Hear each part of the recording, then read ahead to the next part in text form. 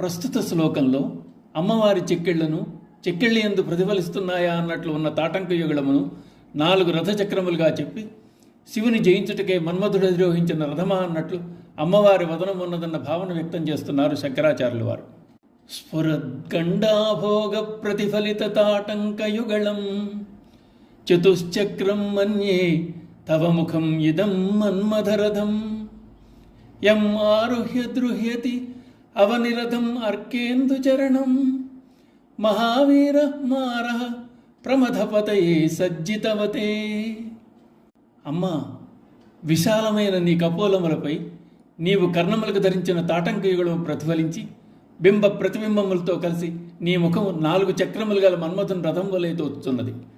త్రిపురాసుర సంహార సమయంలో భూమిని రథముగా చేసుకున్న శివునికు సూర్యచంద్రులు ఇరువురు రథచక్రములుగా భాషించారు. ఇప్పుడు శివుని వశ్యం చేసుకోవాలన్న తలంపుతో ఉన్న మన్మథునకు 4 చక్రాలు గల నీ వదనం రథంగా అమరినట్లయింది. ఆ రథమును అధిరోహించి స్మరుడు ప్రమదపతిని జయించ ప్రయత్నం చేస్తున్నాడు తల్లి. పరమశివుడు సామాన్యమైన వాడు కాదు. భూమిని రథముగా సూర్యచంద్రులు రథచక్రములుగా చేసుకుని త్రిపురాసురుని సంహరించిన శివునితో తలపడ్డం దుర్లభం. అందున మన్మథునకు శరీరమే లేదు, తగిన సాధనాలు లేనివాడు. అయితే అతడి దగ్గర వశపరుచుకునే శక్తి ఉంది.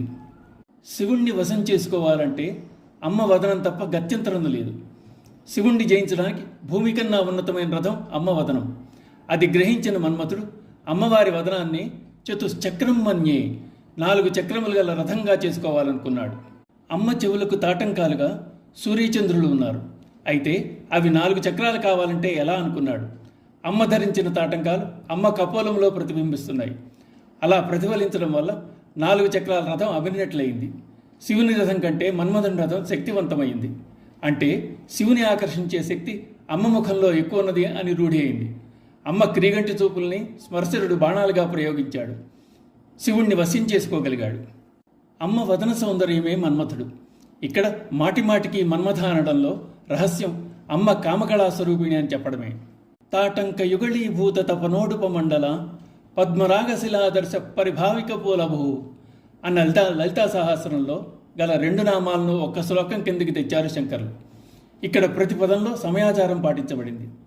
శివశక్తులిద్దరినీ ఒకే శ్లోకంలో ధ్యానించడం జరుగుతూ వస్తోంది. అమ్మ ఆదిశంకరులు వర్ణించిన సౌందర్యలహరి, చరాచర జగత్తును సృష్టి కావించిన పరబ్రహ్మ స్వరూపం. ఆమె అసమాన సౌందర్యం భౌతిక వస్తువులతో పోలికకు అందనిది. శ్రీమాత్రే నమః.